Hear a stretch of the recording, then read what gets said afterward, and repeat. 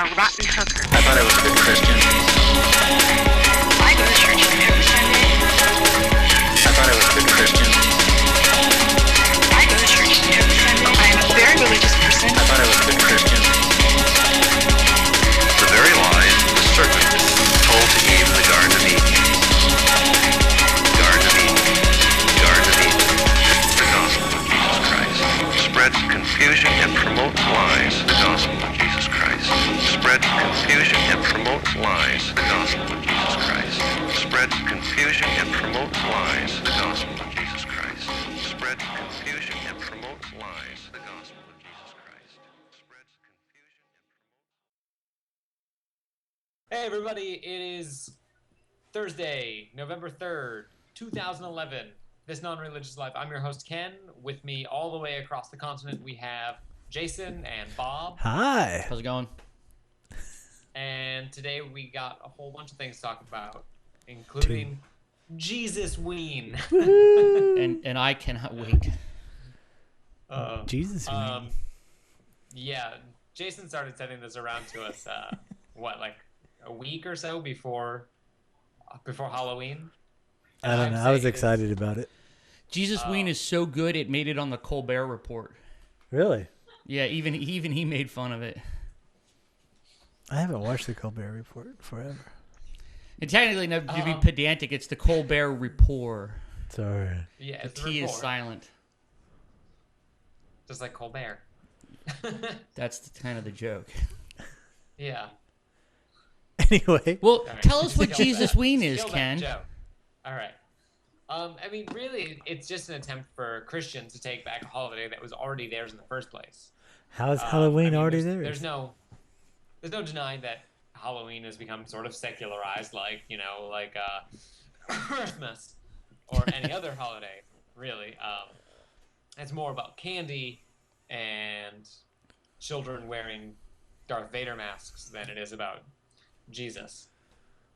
So this is sort of like a neat little. I wouldn't even call it like a press thing. It's like a little project where Christian churches sort of bring the Jesus back into Halloween. And I love some of the pictures of the candy. Do you see the Jesus harvest seeds? Yeah. Oh, There's yeah. scripture on every box of like every individual packet. It's like a big packet of candy. I'm sorry. I would not eat anything coming from somebody I didn't know called harvest seeds. Yeah. People go to jail for those.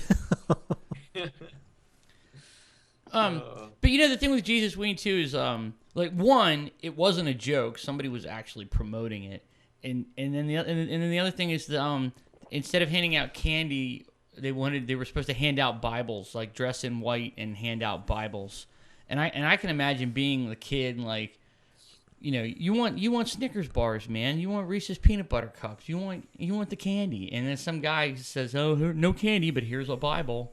What a jip! I don't know, that's worse than toothbrushes and raisins. Yeah. Well, Growing up, we always had that one like crotchety old lady on the corner that handed out like raisins and toothbrushes. And like this is like or a step in pennies. We had the ones that gave out pennies. Really, pennies? Oh my God. Pennies are terrible. Anybody who gave us that stuff was just asking to have their house fucked up. Yeah, that's that's par for the course. That's how it goes. Yeah, man, it's trick or treat. Like, Yeah. if you're not copping up any treats, You're gonna get tricked. you just pick the wrong. And when I say tricked, I'm not talking about standing on the corner trying to make some money. I'm telling you.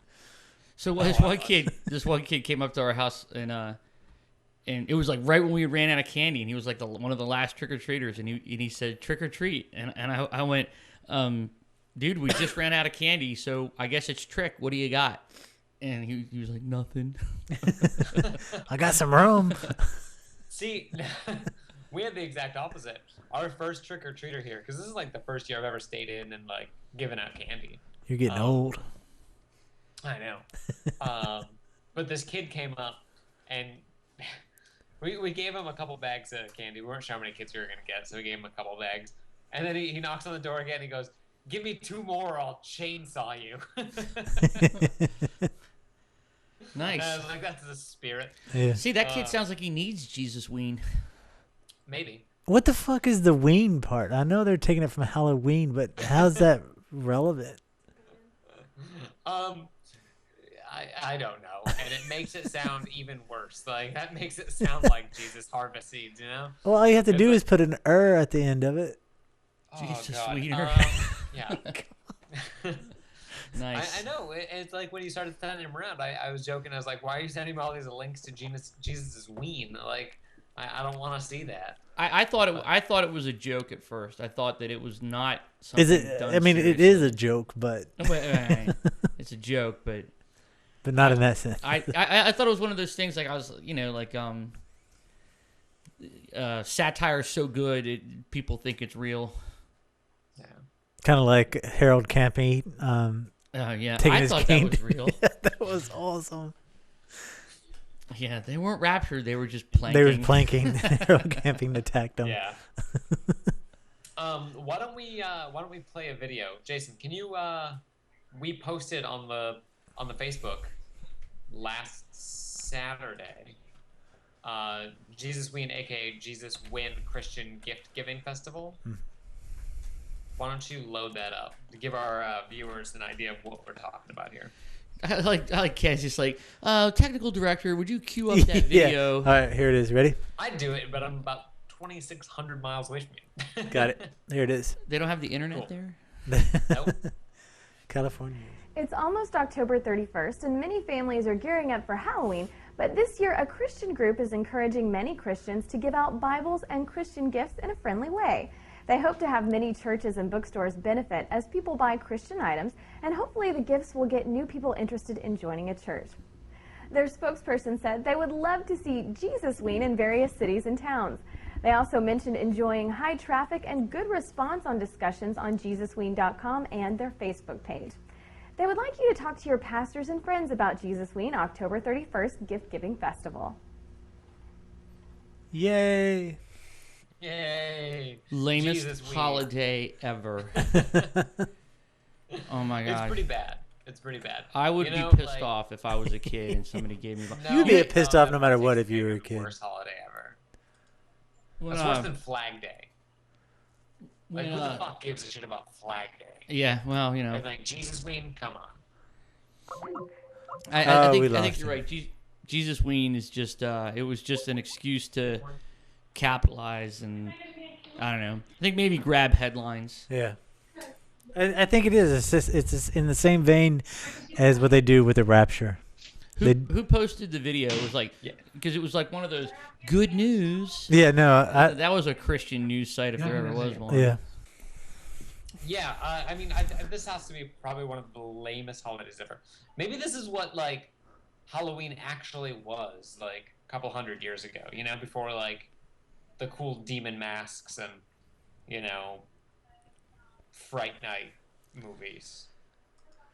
You think Halloween was Jesusween before Man, you the know, coolness? I would argue that it's just the religious right trying to insinuate themselves into every aspect of cultural life. It's one of the 7 pillars.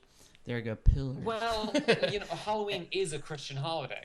I mean, in Catholicism, I mean, it's the day before All Saints' Day. That's what it is.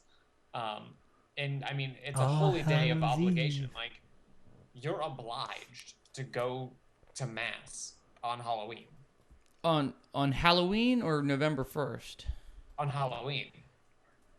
I mean, it's the Catholic Church. Like, you know, you go to midnight mass for Christmas. You go to Wednesday mass every week. You go to Sunday mass. You go to Saturday mass. It's like, you know, if they could fit any more masses into, like, the week, they would need more days. Yeah, but you know, But, like now Halloween is I mean, granted it is a super commercial holiday now. It's almost, you know, it's a commercial giant, but at the same time, it's a lot of fun. People like to go out and dress up in costumes and, you know, go to parties and yeah, just carry on. I mean, it's a great fun holiday. Why do you gotta start making it about Jesus? Halloween is the second largest holiday, Christmas being number one. And it has become a mass corporate thing. Now we have blow up Halloween things that we can put out in the yard like Christmas. Yeah, well, hey, whatever. If those float your boat, then you should be able to do that. But I don't know, man. It's just, I guess it seems like it seems like the religious right they're so insecure about everything that they have to put their thumb on everything. Does that make sense? Like, what, this holiday isn't about Jesus? Well, we should make it that way. Even if it was, and even if it has Christian roots, everything has to be sprinkled with Jesus, or it's just not good enough. Well, yeah. I mean, it's like adding chocolate chips to anything. So I don't see why they feel it's necessary. Like, and I bet you, come Flag Day, somebody's some religious nutbag is gonna say like, oh, we have to remember that the Flag Day, really we need to thank God, and it's all about No, Jesus. they're already doing Somebody's going to turn Flag Day into Jesus Day. But they're already doing that because the thing I just sent you on, the thing I just sent you tonight, since the 1st of 2011, they've been pushing this bill trying to get "In God We Trust" as our nation's motto. And It is the nation's motto. Yeah. Well, the bill died, and they're still trying to push it through. It's not official yet, but there's links to it in. This is. Hold on. No, our because motto. they do this every year. What is? It is the national motto. It replaced "E pluribus unum" back in the 60s, late 50s. But every year, what they do is they it's reaffirming it. Yeah. Yeah, reaffirming "In God We Trust" the official motto of the United States, and supporting and encouraging the public display of the national motto in all public buildings, public schools, and other government institutions. Yeah. And they get around this neat little nugget of bullshit by playing up the card of ceremonial deism. What is that? What they say is, like, because in God we trust, and, one nation under God, because it's said so often that it loses its potency as a theological claim, and becomes more just like a background noise than anything else, which is utter horseshit. Yeah. Because that's like saying, if you're Catholic, praying the rosary, like, how many Ave Marias do you have to say? Like, is every time you say the Lord's Prayer or like a Hail Mary less theologically significant because you say it 50 times? Because you say it, several times a day? Well, how can any legislature for every year of your life? God in it's it? Nonsense. How can that pass the Establishment Clause?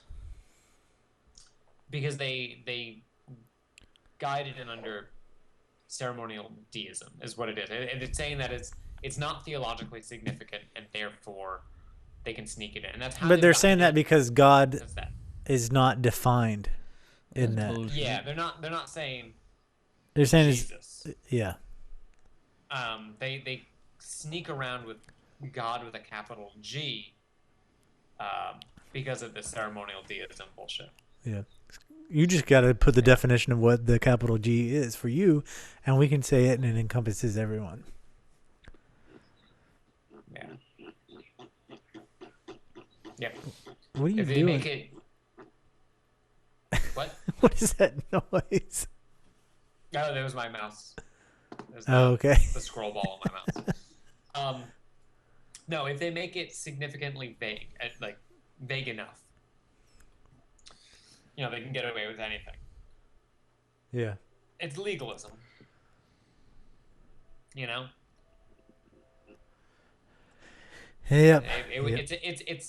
It's bureaucratic enough to make Kafka shit himself. So, yeah, and they've been doing it since the first issue with "In God We Trust" was raised, or "One Nation Under God" in the 50s and 60s. So. Nah, Madeline Murray O'Hare was fighting this battle like, 50 years ago. Yeah. it just seems clearly an establishment clause issue. I mean, anything with the word God in it, that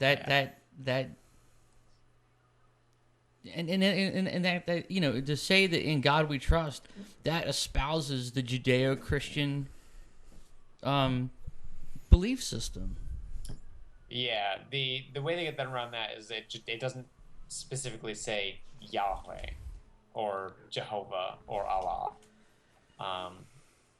And so long as they steer away from those names, even if they don't even specify which one, what about the people who don't believe in a God? They just have to suck it up? The issue. That's definitely the issue, because once you get into people who are claiming to be nuns, you get a really big percentage of the population. Yeah. The problem is that people who are openly saying that they don't believe in any God whatsoever and therefore would have a problem with it is a very, very small group. Only about 1.4% of the population is atheist. Only about 4% are agnostic.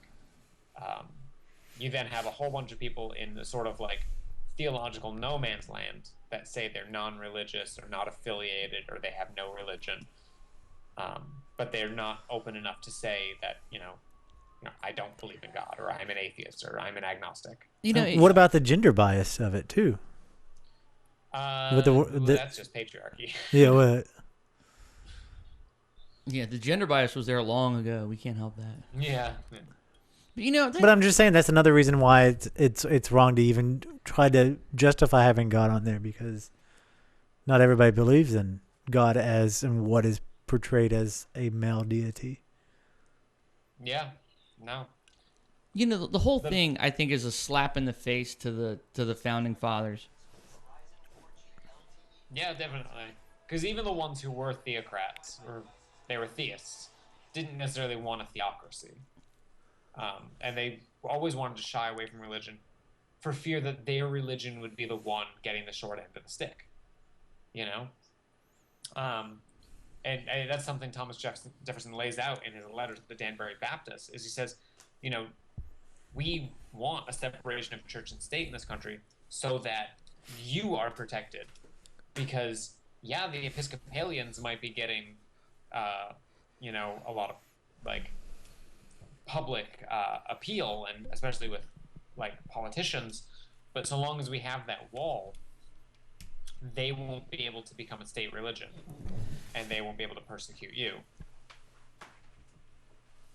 Because that was a big problem in England. You had the Anglican Church, and that was the state church. And if you thought that the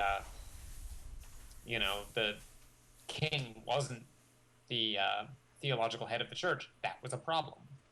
Well, I'm not just talking. Well, I mean, like I agree that it's a problem with the establishment clause, but you think about what was it? 1956 was prior to 1956 was when they established "In God We Trust," and that replaces "E pluribus unum," out of many one. Yeah. I mean, come on, that's a statement that a motto that takes pride in diversity and plurality instead of "In God We Trust." That's horrible.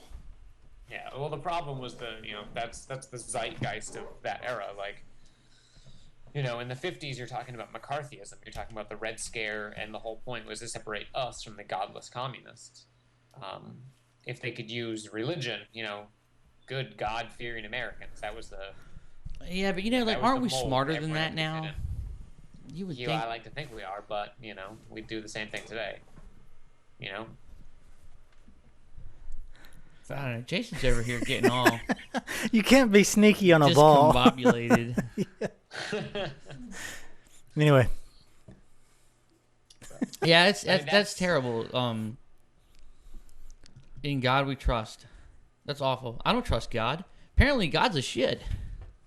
Yeah. He does some horrible things. I wouldn't trust him. I mean, just read the Bible. The Israelites supposed to be his chosen people. He leaves them out to dry, like, how many times? He's always He goes leading them off into the promised land and then dropping them off and letting them get, ransacked by, he lets Israel get destroyed by the Assyrians. He lets Judah get taken into exile by the Babylonians. Yeah. I bet Job trusted God. He lets them all get stomped by the Assyrians. He lets the Moabites and the Ammonites and the Hittites and the Canaanites all wage war on them constantly. Where was God when? Yeah, God's doing a pretty poor job. When the Romans took over, the Seleucids, Yeah, that's yeah. He's not a very trustworthy person. No, not too trustworthy. I just what is that saying about, in God we trust, but bring a shovel or something? I don't know. What is that? I never heard that. It had something to do about in case you have to bury a body or something. Yeah, it had something to do. Maybe it was it had something to do with farming or something like that. I don't know. It was one of those things basically the gist of the saying was that hey, trust God, but you're gonna have to do some work. He's not gonna do it for you. Which we always thought that was silly. Mm-hmm. That we were gonna have to do work. Yeah, I don't know.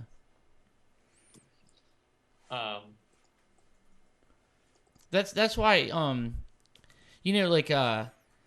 I see people on Facebook and they make posts and things and it'll be like something happens or they're aspiring for something and they'll say oh, please keep me in your prayers. I'm just like, no, don't.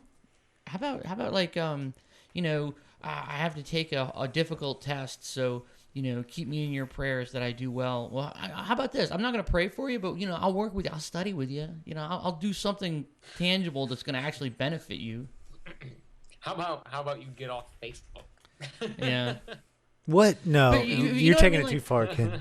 I just think of all the useless things you could do. Prayer has got to be at the top of the list for actually achieving something. Yeah. The politicians, I think, have kind of wised up about this, because we had Rick Perry's Day of Prayer, the response in Houston, and now this month in Florida, we have Newt Gingrich and a bunch of other people, and they're not praying.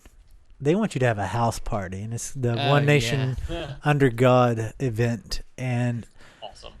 You'll learn about how the nation was built on the foundation of God. Oh, God.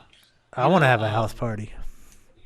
Jason and I were talking about this morning, and it's one of those things I can't believe when Newt Gingrich gets all uppity about David Barton, about how awesome David Barton is. And it really irks me. And it's because, David Barton is this pseudo-historian. Oh, that guy's the worst. He makes a lot of mistakes. He's a pastor playing a historian. I'm not actually a historian, but I play one in TV. So what kills me about those guys? Newt Gingrich is a historian. He has a PhD in history, and that it bothers me. It bothers me so much that he can even pretend to swallow the shit of David Barton, and it's all bias, all bias. I think it's funny. Talk about spin. I'm sure you could dig up some good chestnuts about that guy getting his historical facts wrong. And I'm sure there's all those things along the line where where somebody like Palin or Bachman would say things like, well, the words separation of church and state do not appear in the Constitution, right? So they're grossly. It's not only are they wrong, but they're grossly wrong. And she's right in that the words separation of church and state aren't directly in the Constitution, but it does have the Establishment Clause that says shall make no laws accepting any religion or the free expression thereof. So the wording is different, but the intent is clear. And the fact that they get it so wrong just seems to get glossed over in the media. And then I was looking on Huffington Post, and do you know how this wasn't particularly the Freedom from Religion Foundation, but you know how like the Freedom from Religion Foundation has the billboard campaign that's going on, the Good Without God, out atheist billboards. Well, there was a secular group, and it was in the Huffington Post. There was a secular group in, looks like it was Mesa, California, and the billboard says, it has a quote attributed to Thomas Jefferson, and it says, "I do not find in Christianity one redeeming feature. It is founded on fables and mythology." And so the headline was, "Atheist Billboard Misquotes Thomas Jefferson." And I was like, really? And so I went and looked at it.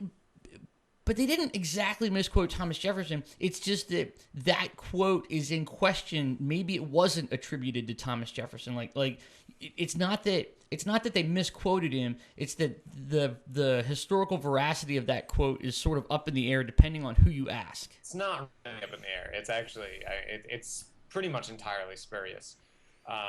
Like Jefferson scholars, like what is it, the Jefferson Library, it said that that's not a Jefferson quote. The first time it appears is in the 20th century, early 20th century. But yeah, everyone makes mistakes.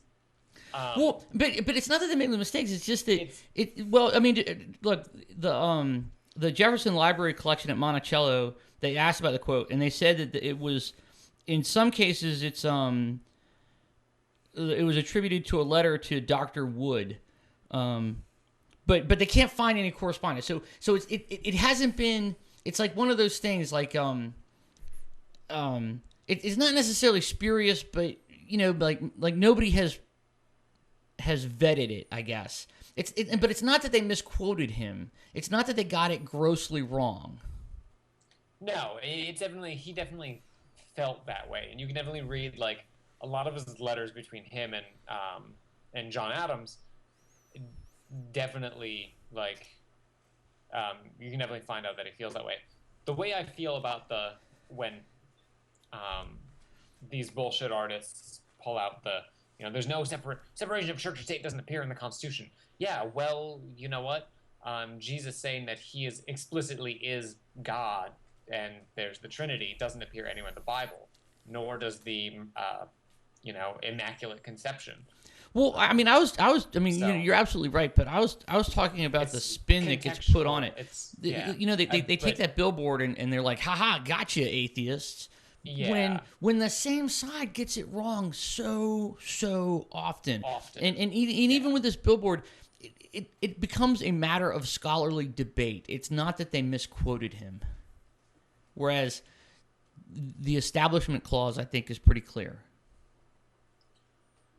Yes, the Establishment Clause definitely is clear. And I agree with you that. Like I said, if you read other correspondence, you can definitely get the idea that, yes, that's exactly how he felt. I mean, when Jefferson was the ambassador to France, he was living in Paris with his daughter, and his daughter decided that she was going to become a nun.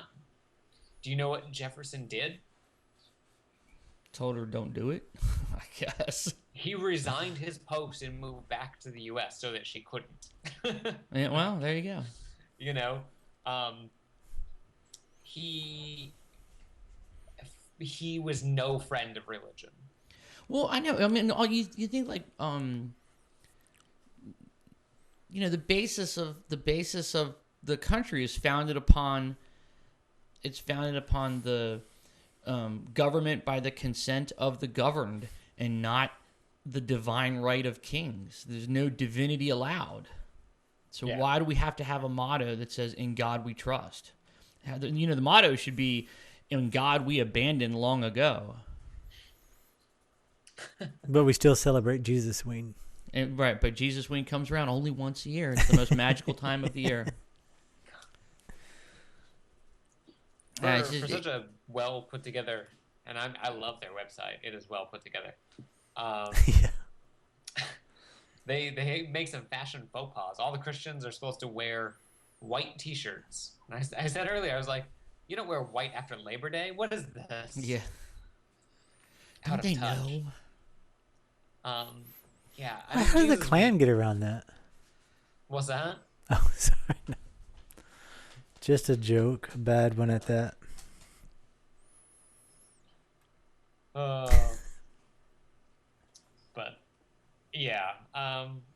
I mean, like you're saying, to get back to Jesusween, this is definitely, I mean, it is sort of the extreme right wing, sort of trying to get their feelers into everything.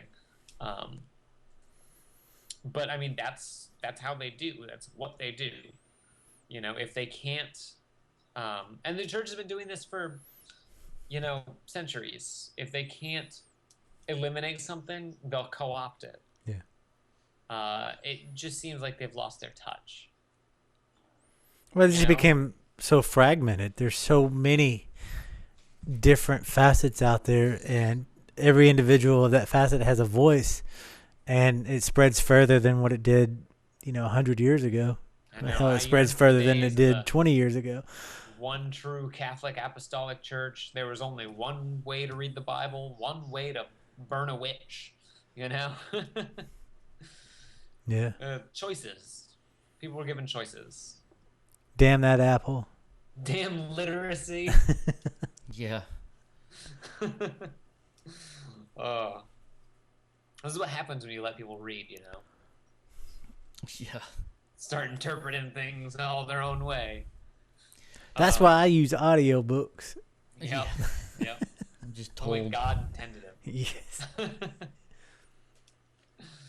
That's actually kind of a funny twist, because, like, you know, I like to think as, like, a reasonable human being that literacy leads to improvements. And homosexuality. It does. Even with the case of the Reformation. But I can't help but look at Protestantism and just think, what the fuck happened? You know, like, this happened because people started reading books. Fuck. Never gonna let my kids read books. I think that I think that Dawkins makes a great point in that book. We mentioned it before about how, like, you know, if the Bible was this inspired word of God and it was so important, why does it leave out so much stuff? Like, if it was really the inspired word of God and you've got to get the message out and you have to evangelize, wouldn't the Bible have the plans for the printing press, like, tucked away in the back somewhere? Wouldn't that be apparent? It does, don't you know? No. Just like it explains evolution. That's just awful. And thermodynamics. Yeah, that's a key bit of information that probably would have helped. But I mean, the Bible did teach them about the new scientific discovery that's coming out of making the mega laser. What? Oh, the mega laser! I love it. What's the mega laser? Oh my God, they're taking something that's going to be 200 times more powerful than the most powerful laser there is right now. And the purpose they're going to do this is they're going to take, I forget what the percentage, higher, more energy than what the sun is, focus it to a pinpoint, the size of a top of a pin to an area so they can rip the vacuum because they're space apart. Yeah. So they believe that there are certain particles that appear and disappear, that destroyed so fast they come in existence and then destroyed as soon as they come in existence, so fast that they can't find them or calculate them. So they're going to rip space and separate them so they can grab them. Yeah. Is this being done at the HRC?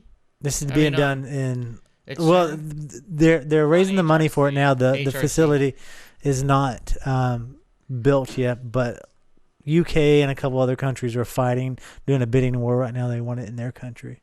Oh, so this is a proposed Yeah, I mean, construction project? Well, it's given the green light. They're right now, multiple current countries. They're kind of doing like the Manhattan Project, where different people across the world are working on different elements of it, but they actually know what they're working on. And is this more to find the Higgs boson, or is it? No, it's to locate. They're called ghost particles. They're parts like super subatomic particles that just flicker in and out of existence constantly. And what happens is because they collide and disappear, so it's impossible to get them. And bear in mind, for all the listeners, I am not a theoretical physicist, so what? I could be absolutely completely wrong. So I'm speaking definitely from a area of ignorance here. Yeah, I thought you were at first. I thought you guys were the big laser project. Like I thought that there's one at Sandia National Labs. They call it the Z Pinch, and they're trying to fire a really powerful laser into some, I don't know, like deuterium or tritium or something like that, and they're trying to start a fission reaction. Yeah, and if they can, then it'll be to literally rip a vacuum apart. Yeah, to rip apart space-time. And I love how I'll show you too after the show. They're making Voltron lasers, and then they're going to or it's like the laser from the Death Star. You know? Again, that's handy information that would have helped had it been in the Bible. Yeah. This is more fun because they could destroy write my own us Bible, all. and there's going to be instructions on how to create super lasers, printing presses, and Could you imagine what medieval times would look like? Not the modern day thing that you can go and pay money to go to. I'm talking about real medieval times. If they had laser technology, super lasers, yeah. Jousting time. Jousting time. I love medieval times. It's time for ye old laser joust. That's awesome. So, all right, try and get back to. We keep getting distracted tonight. Maybe because it's so late. That's it. I wonder who caused that. Yeah. Sorry. I was out celebrating Jesusween. Oh, no. That is not something you want to get drunk doing. We're at the halfway mark. Do y'all want to do the answer to our question that we put out to the world? Sure, we're a little bit off track anyway. Let's jump to the Monty Hall problem. Okay, let me play the video real quick for the people who haven't seen it. You can listen to it, and then we'll go into it from there. So, all right, hey, this is Bob from This Non-Religious Life, and we've decided to add a new segment to the show. We thought that we would add a segment where we illustrate classic critical thinking problems, classic ethical dilemmas, classical Gedanken experiments, and just basically we want to have things that get your brain moving and get you thinking. And so in that spirit, I thought for our first one that we do, we would illustrate a classic problem, something that's very counterintuitive, and even though this seems to be pretty widespread, people still get this wrong. The problem is called the Monty Hall problem, and it was made famous by Monty Hall on his game show, Let's Make a Deal. And the way the game works is this. There are 3 doors, in this case 3 cups, and behind each door there are prizes. The first prize is a goat, something valueless, in this case a pack of matches. Behind another door is something else that's valueless, in this case this button. But behind the third door is always something of value, in this case it's about $100. So the way it works is all the prizes are covered up and they are mixed up. Only Monty knows where the prizes are, and then he gets a contestant, and they get on the show, and they get a contestant to pick a door.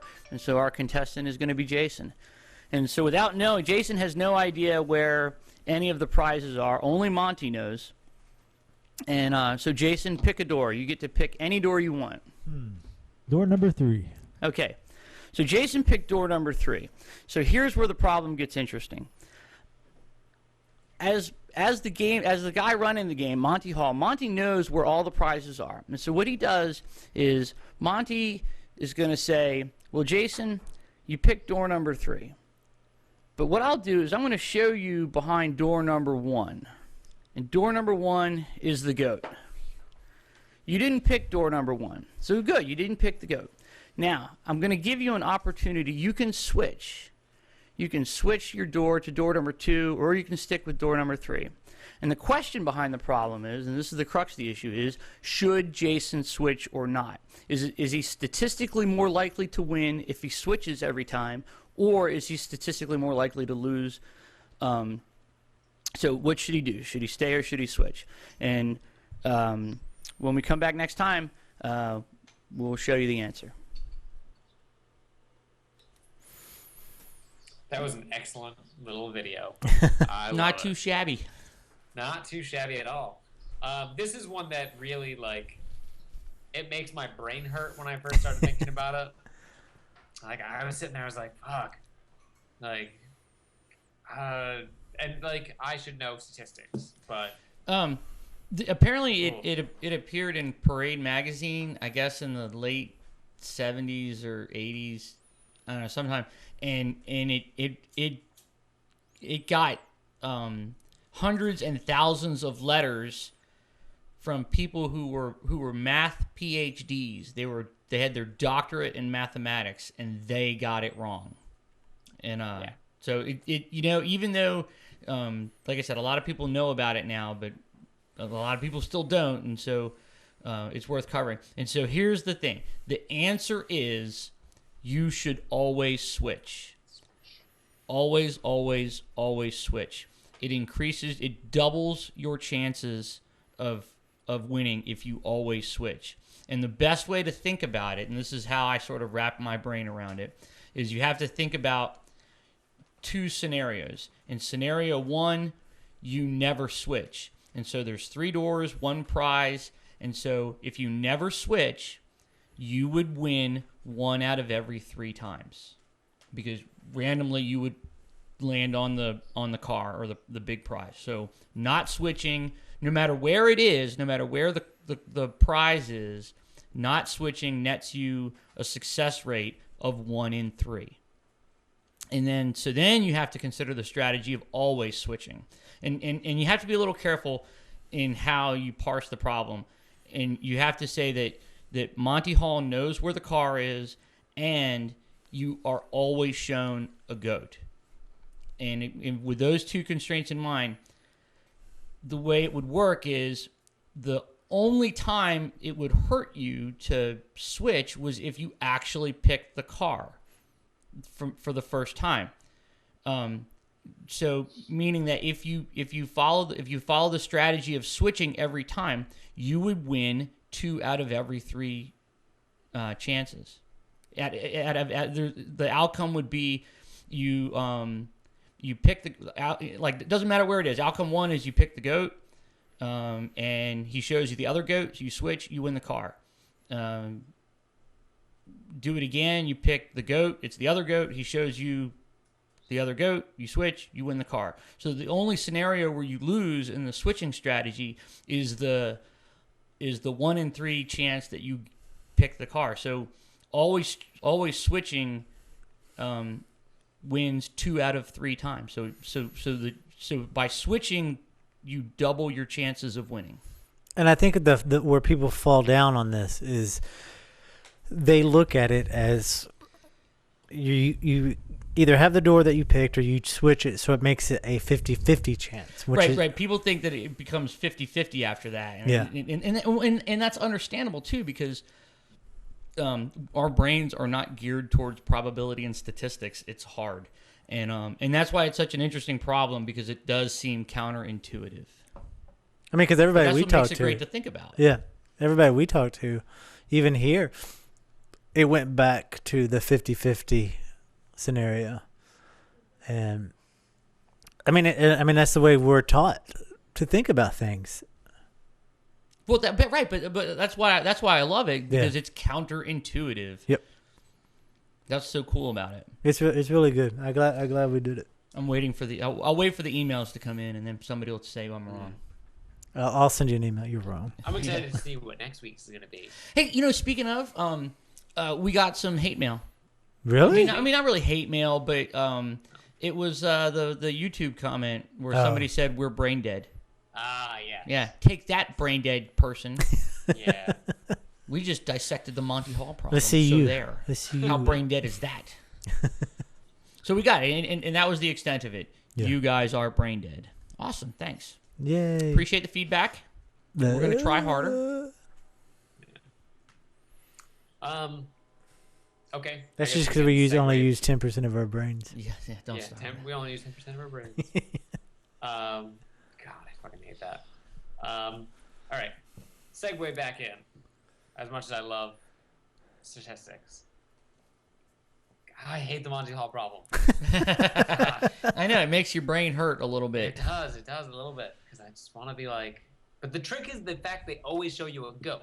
That is what does it. Right. But and you know there's different iterations of the problem in that there's the instance where Monty Hall doesn't always show you the goat. There's some instance like if you were to pick the car, then Monty Hall might not show you anything, you know, or ask you to switch, you know, like so you have to constrain and parse the problem such that he knows where the car is and you're always shown a goat.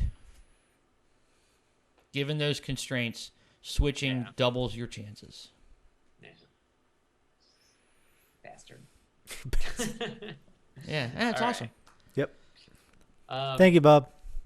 Yeah, we'll have another one. We'll have another one during the week. I think the next one might be like more of like an ethical dilemma, and we'll fish for feedback from viewers and see what they have to say about it. I don't know. I haven't decided yet. Yeah, it's hard to come up with all this stuff by ourselves. So if anyone out there listening thinks of a good, you know, thought experiment, wants to send it to us, we will use it. Yeah, except. Or you can call us brain dead, and we'll run with that too. Brain dead. Yeah. So you know what I did last night? I stayed at home. I guess breaking the soul. That's November 3rd thing. You know what I did on Halloween? I stayed at home and I gave out candy to little kids, and we watched movies here. It's just Rochelle and myself. And one of the movies we watched, I really liked because. It was like this mockumentary style. It was called The Last Exorcism. Oh, yeah. It was really good because I liked it because the preacher's this fake preacher who, you know, he doesn't believe in any of it anymore. And it's all just like, you know, smoke and mirrors when he does this stuff. So he gets this mockumentary, like, team together to go out and, like, film his last exorcism. And, you know, he does it. You know, it's this farm girl. She's killing livestock, stuff like that. You know, but then she starts, like, even after the exorcism's done, this fake exorcism is done. It's all about, like, she starts, like, exhibiting actual, like, you know, craziness. Like, she cuts her brother's face up and, like, kills the cat and all this stuff. And it turns out that she's just pregnant, you know, and she's ridden with guilt. It happens. And then, like, switcheroo again. It's like something out of Bob Larson's playbook. Spoiler alert, there's, like, this, you know, satanic cult, and she's pregnant with a demon baby, and they do this thing where they throw the demon baby in the fire. Yeah, awesome. Awesome movie. I loved it. I love shit like that. Throwing babies in fires or movies? Movies. Oh, Both. both. And we know Jason loves Bob Larson. I do love Bob Larson. I know. But the second I saw it, I was like, infant sacrifice. I was like, this is Bob Larson. Yeah. Bob Larson will love this one. Stick. I love it. Man, we need to get him on the show. I know. He won't come on our stupid show. Bob Larson. Hey. Bob, don't be such a downer. You know what might be interesting to pursue is maybe talk to somebody who has been exorcised by Bob Larson. No, I'm putting it down. I'm throwing the gauntlet down. Bob Larson, if you don't come on the show, I'm going to start worshiping the devil in your name. You know what I really think Bob Larson does? I think he's got he's probably got like this cadre of like a dozen or so actors, and they're his like you know, they're the ones that like they get exercised twice a week, you know, like in front of the camera. Yeah, right. And so he's probably got a dozen of them in his back pocket, so that way on any particular day, if they're filming him doing an exorcism, it's a different person. Here is my challenge. I want Bob Larson to come exorcise me and see what happens. Well, you know, well, you got to take his test first. Yeah, of course. And you gotta talk like a demon. So that's what they do in all of his videos. They do that. Talk like a demon? Jesus. They do that in all of his videos. I know, they always do. Well, you know, just by being an atheist, you're obviously possessed by a demon. Oh, that's true. That like that by expressing an atheistic viewpoint, you demonstrate that you are possessed by a demon, and that's according to the guys in the New Apostolic Reformation. But you don't get exorcised anymore. You get delivered. It's deliverance. You get to have a baby or something. Yeah, but those are the New Apostolic Reformationists. I'm talking about Bob Larson, who believes in exorcisms. The NAR guys they do exorcisms too. It's just they don't call it exorcisms. They call it deliverance. And to their way of thinking, Is what it is. that you are possessed by a devil, a demon. I'm sorry. They have demonized the opposition. Literally. Awesome. It's good times. Good times. We should maybe delve more into the New Apostolic Reformation. Well, on The Talking Dead, I've interviewed a bunch of demonologists. The godfather of demonology I've also interviewed. Hunting in Connecticut and other films like that are based on possessions that he went in and helped cleanse. That movie was terrible. I know. He hates it too. When we talked to him about it, he's like, the guy that played me sucks ass. Those people, That's awesome. at least like those people, I can give a break because they're just con artists. Yeah.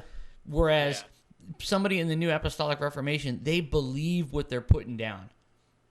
They believe it. Whereas who is it? What was this guy's name? It was Ed and Lorraine Warren, con artists. Which is he's related to John Zaffis, and we interviewed him. Yeah. Yeah, that was they make up a good story and figure out how they can publicize it and make some money off of it. So, hey, good for them. They're accomplished con artists. Well, Ed's dead now, but I think Lorraine is still alive. But at least I have respect for them in that like they're just con artists. I can live with that. I may not like it, and I may not approve of it, but like at least they're honest. Yeah, at least they're honest con artists. Yeah. That's right. They're just liars, not liars and idiots. Yeah. Terrible. Yeah. So with this, you got me thinking about the "In God We Trust" thing. Now, does that get voted on every year? It gets reaffirmed. I mean, is that every year they pass legislation? It's not. I have the history. I sent it to both of you. I have the history of the bill of the God We Trust, and this year it's been up in front of people 5 times, if I remember, or been in front of Congress 5 times, and it's been pushed back on Congress calendar number 26, and they're waiting for it to come up again this year, and they're gonna, they'll vote on it. There's 40 currently people congresspersons who oppose it, and I forget how many have signed on to who agree with it. Because I don't have the paperwork in front of me. The sponsors, we have Mr. Forbes, Mr. Shepard, Which he's doing the thing Wilson, this month in Florida. Are you gonna get them to do that? Are they gonna come to your house? No, they send you for $9.99. They send me a DVD that's 2 hours long of the people that are, because it's not a live event. Yeah. They've went into a studio and recorded it. Now they're going to send out these DVDs with all the posters and stuff that I sent you, and Do not give them any money. And then no, I'm not. And then you sit there and watch the DVD. You have a house party watching that DVD. It's almost like a Tupperware party or something. But you watch this DVD and you learn about the history of how Jesus is the founding father of this country. Good. I want to see it. So if anybody wants to send it to us, let me know, and I'll give you an address to send it to. I want to see it. I bet it's just full of gems. And Newt Gingrich. It looks like there are 55 sponsors. Okay. Let's do a quick count there. So that means 55 of your Congress support having "In God We Trust" as our motto and on all of our buildings and everything else. I wonder who opposes it. They list them. I don't wonder why Probably they oppose it. The one openly atheist fucking congressperson from California. Yeah. California who doesn't tried to get what was it, Darwin Day recognized, and That's never going to happen. No one would co-sign it. Oh, man. No one would co-sign it. But this thing, it's pandering. Even if they don't believe it, it's pandering. Yeah. Especially this year, because we're going into an election year, you know? Well, they're just going to attach it to the backside of something, and it's going to get passed without people knowing. Because how many people know that this is in front of Congress? It's been in front of Congress, 5 times already this year? It's been in front of the House as well. Yeah. Like I said, it comes up every year, every The couple House years. is Congress. You know? This is one of those things that they always try to, bring up because it's pandering. Yeah. It helps bring in the Christian dollars for their whatever they need. Absolutely. Did you see the picture of an Occupy Pat Robertson? someone? No, that guy, he sucks about that. But, there was a person at one of the Occupy cities, and she was there, and there was a picture of her holding her sign that said "Get God out of politics." Oh, that's nice. Ooh, that's a good one. Well, Pat I Robertson's... talk about the picture I saw earlier, and it had an atom, and it said 99% of the mass is concentrated in the middle. Occupy atom. That's just silly. I know. I can get nerdier with you with that link that I sent you today saying that Android versus Google or versus yeah. Apple. That was possibly the nerdiest thing I've ever seen in my entire life. I guess we got to mention it now since we brought it up, but there was a Yeah. news article that said that the title of it was that Apple is Star Wars and Android is Star Trek. Yeah. It was about some android that, like, they said it's, like, out of Star Wars, but someone was like, actually, it's more like out of Star Trek. And it's like, wow. It was the nerdiest article ever. Jesus Christ. There's more important shit to fight over. I feel nerdy just reading this, let alone, like, getting involved in the debate, man. We're down to 1.5. 1.5 minutes? Yep. Oh, wow, that went by quick. All right, well, I guess close. We lose him. Yeah, we lose him. Wait, there he is. So, That let was, us know what you guys timing did for is Jesus everything. What's that? Oh, no. I said, closing it up, man. Closing it up. Well, you froze on us and we didn't know what you were saying. Oh, did I? Yeah. Oh, yikes. I can totally hear you. All right. Well, fine. Well, everyone, like, this is the end. It's over. End of the world. Oh, wait, no, that was last week. So, what did you guys do for Jesusween? What about other crazy Christian holidays? Like, overly religious stuff? Did you grow up in a crazy fundamentalist background that you can tell us about all the crazy nonsense that your church used to go through? We'd love to hear it. Just send it our way. We'll talk about it on the show. You can email us at nonreligious@zombie-popcorn.com. You can call us and leave a voicemail, 757-337-2195. You can like us on Facebook and leave the comment there, facebook.com/thisnonreligiouslife. You can go to our iTunes feed and leave a review on there and download all the past episodes. This is episode 24, I think. Awesome. Probably more than It's that. a lot. Yeah, I think it's 23 or 24. I think it's 24. This is episode 24. Awesome. Yes. We're almost at 1/4 of 100. Trying to make it sound like more than it is. So yeah, leave us your comments and feedback, and we want to hear from you. If you have some crazy nonsense rambling that you want to send our way, we'll take that too. That's cool. And the question we really want to know: will you have Darwin this Thanksgiving? Yes. What? I don't know. Yeah, you lost me on that one too. I was like, what is that? Well, I could say, are you going to have Jesus over for Thanksgiving? But because that's our next holiday. Come on. Anyway, y'all have a good night. All right. Good night. Good night. It got out here. I thought I was a good Christian. Jesus died on a cross. I go to church every Sunday. It got out here. Then I read this. It says Jesus died on a cross for a rotten hooker. I thought I was a good Christian. I go to church every Sunday. I thought I was a good Christian. I go to church every Sunday. I'm a very religious person. I thought I was a good Christian. The very lies the serpent told to Eve in the Garden of Eden. Garden of Eden. Garden of Eden. The gospel of Jesus Christ. Spreads confusion and promotes lies. The gospel of Jesus Christ. Spreads confusion and promotes lies. The gospel of Jesus Christ. Spreads confusion and promotes lies. The gospel of Jesus Christ. Spreads confusion and promotes lies.